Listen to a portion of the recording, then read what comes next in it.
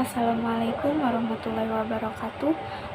Perkenalkan, nama saya Nur Asmaliani, NIM 1810 123 12 00 11. Sini saya ingin menjelaskan tentang pengertian kreativitas. Kreativitas merupakan potensi manusia yang dimiliki sejak lahir, kemudian berkembang menjadi kemampuan kreativitas yang berbeda kualitasnya sesuai dengan apa yang dialaminya. Dalam kata lain, kreativitas merupakan suatu kemampuan yang sangat berarti dalam proses kehidupan manusia. Setiap manusia pasti memiliki kreativitas, baik itu kreativitas dalam bidang seni ataupun keilmuan. Kreativitas bukan saja tentang hal yang harus menghasilkan ciptaan yang luar biasa ataupun hebat, namun, kreativitas juga berhubungan dengan pola pikir yang dapat menghubungkan suatu masalah atau fenomena dengan unsur-unsur yang lain, sehingga menjadi sesuatu yang baru. Bahkan, kreativitas dapat diartikan sebagai pola pikir yang dapat menciptakan sesuatu yang baru. Dalam belajar, kreativitas berperan penting untuk membantu individu agar semakin maju dalam belajar dan menciptakan inovasi-inovasi baru agar belajarnya lebih mudah dipahami.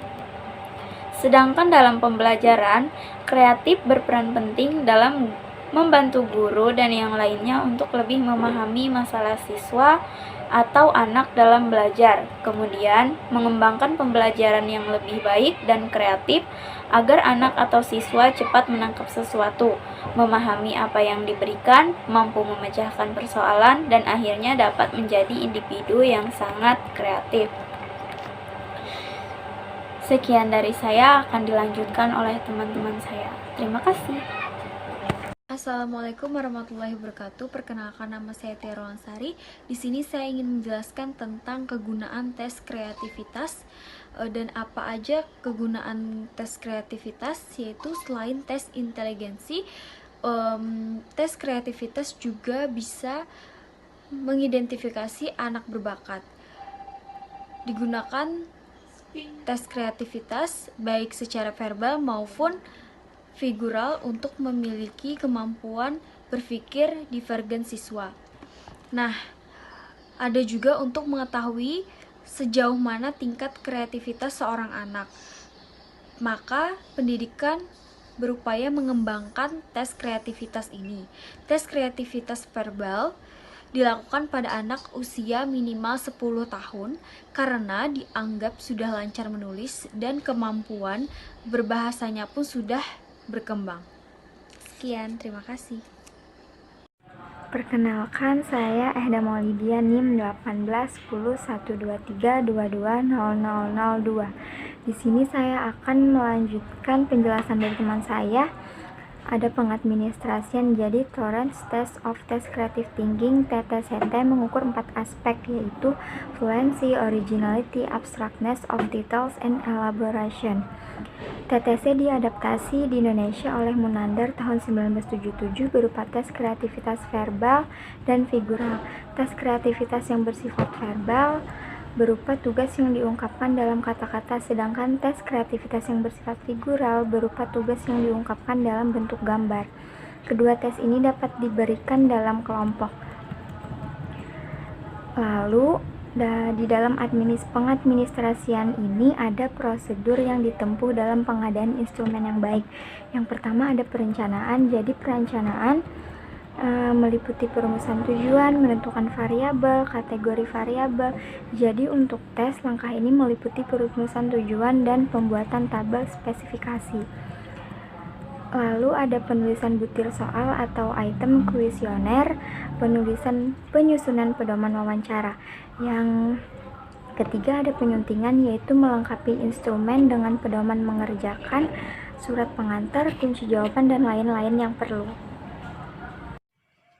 Ya, saya akan menjelaskan tentang uji coba, menganalisa hasil, dan mengadakan revisi. Yang pertama ada uji coba dalam skala kecil maupun besar.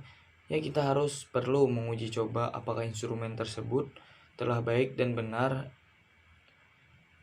dan uji coba tersebut bisa dilakukan dalam skala kecil maupun skala besar. Setelah itu kita lakukan pada poin yang B, yaitu menganalisa hasil, analisis item, melihat pola jawaban, peninjauan saran-saran, dan sebagainya. Setelah uji coba tadi, maka kita akan mendapatkan hasilnya, dan hasil itu akan kita analisa. Setelah kita menganalisis item dan melihat pola jawaban serta peninjauan saran-saran dan yang lainnya, maka kita akan melihat di situ apakah ada yang kesalahan, apakah ada yang kurang baik, maka kita akan lanjut ke tahap revisi. Dan yang poin C ada mengadakan revisi terhadap item-item yang dirasa kurang baik dengan mendasarkan pada data yang diperoleh sewaktu uji coba. Setelah kita analisa tadi, ada item-item yang saya sebutkan tadi yang dirasa kurang baik, yang didasari pada data yang kita peroleh sewaktu uji coba, maka kita perlu revisi agar instrumen tersebut menjadi lebih baik dan benar.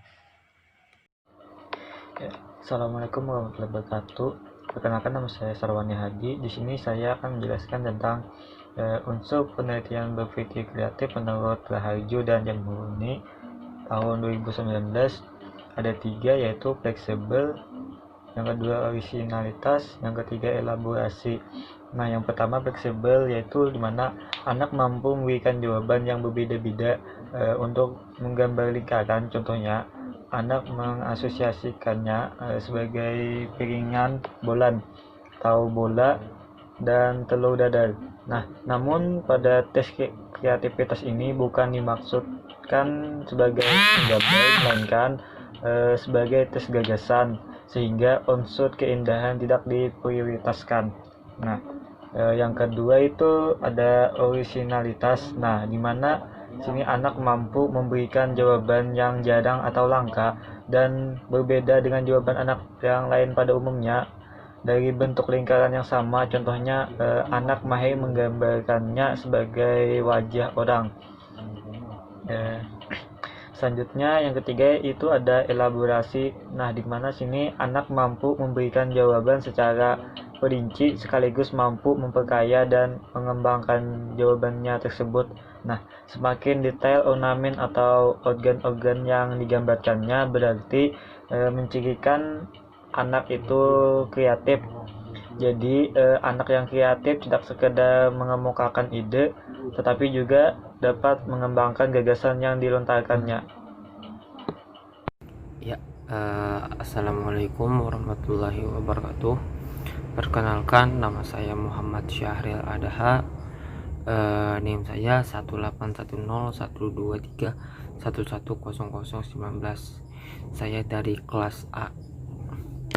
Nah, untuk materi yang saya jelaskan yaitu kreativitas dapat diukur menggunakan tes kreativitas. Adapun tes kreativitas memiliki berbagai macam jenisnya, meliputi ada 3 dan 1 saya jelaskan, yaitu alternate use test of divergent thinking and creativity test of children, dari Guilford 1976. Tes kreativitas untuk anak-anak didasarkan pada model struktur of intelligence dari Guilford tahun 1976. Cocok digunakan pada kelas 4 sampai 6, melibatkan 10 tes dari area konten semantik, yaitu verbal atau visual dari figural, dari itu non verbal. Dari model SI, tes ini berfokus pada produksi yang berbeda dari tiap unit, kelas, hubungan sistem, transformasi, dan implikasi. Contoh tes ini yaitu names for stories, different letter group, atau making object. Penilaian konsentrasi pada kebebasan produksi, sejumlah besar ide, bukan orisinal atau efektivitas. Assalamualaikum warahmatullahi wabarakatuh. Perkenalkan, nama saya Yuda. Di sini saya akan menjelaskan tentang Torrance Test of Creative Thinking (TTCT). Tes yang paling terkenal berdasarkan pemikiran divergent adalah Torrance Test of Creative Thinking (TTCT). Awalnya diterbitkan pada tahun 1966 dan direvisi kembali oleh Torrance pada tahun 1999. Tes ini dapat digunakan mulai dari TK hingga pendidikan tinggi. Materi tes yang termasuk dalam bagian verbal yaitu thinking creatively with word, dan pada bagian non-verbal atau figural yaitu thinking creatively with pictures. Keduanya memiliki dua bentuk tipe, yaitu tipe A dan tipe B. Terdapat 6 aktivitas verbal. Yang pertama yaitu asking, yang kedua guessing cause, dan yang ketiga guessing consequence, yang keempat product improvement, yang kelima unusual uses, dan unusual question, dan just support. Dan ada 3 bagian aktivitas figuralnya, yaitu fictitious construction, fictitious completion, dan likeness. Mungkin itu saja yang dapat saya sampaikan. Terima kasih. Ya, Assalamualaikum warahmatullahi wabarakatuh. Perkenalkan, nama saya Rabiatul Adawiyah. Di sini saya ingin melanjutkan materi dari teman saya, yaitu jenis-jenis tes kreativitas. Yang ketiga ada Creativity Assessment Packet. Tes ini mengukur keingintahuan, imajinasi, pengambilan resiko, dan preferensi untuk kompleksitas. Tes ini telah digunakan oleh anak-anak sekolah dari kelas 6 sampai kelas 12. Tes yang lebih baru adalah paket penilaian kreativitas dari William tahun 1980. Skala ini dirancang untuk digunakan anak-anak dari kelas 3 sampai kelas 12.